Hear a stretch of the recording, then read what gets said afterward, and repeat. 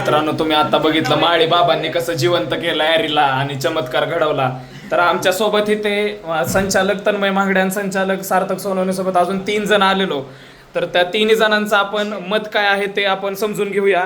तर पहिलं अभिनव चाटे, तुमचं काय मत आहे? माळी बाबा काय झालं, तुम्ही काय बघितलं नक्की डोळ्यांनी सांगा मला.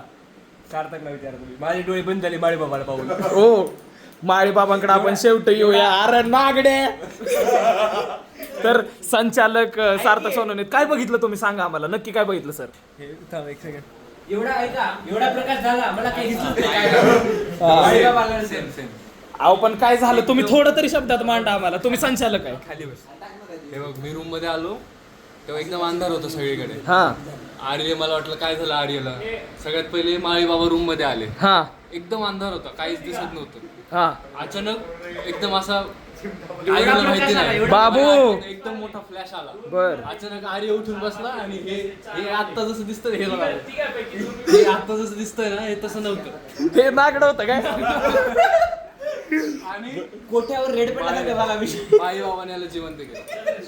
आर्य बरं वाटतंय का तुला माळी बाबाने जिवंत केल्यापासून? नाही ते आवाज.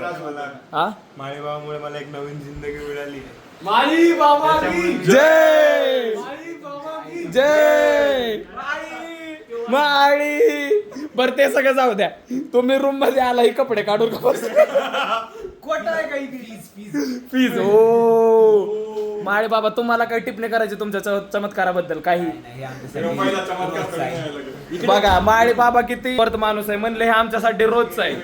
कपडे काढा फक्त एकदा कपडे काढून त्यांच्यासोबत बसायला लागतंय. त्याचं हे बहादुरीचं काम. मित्राचं जीव वाचवण्यासाठी एखादा मित्र काय काय करू. निखिल सुसरने दाखवलंय. निखिल सुसर, तुम्हाला काही टिप्पणी करायची? निखिलला आर्य त्या जीवात येण्यासाठी आपली इज्जत विकून दिली. माळी बाबा.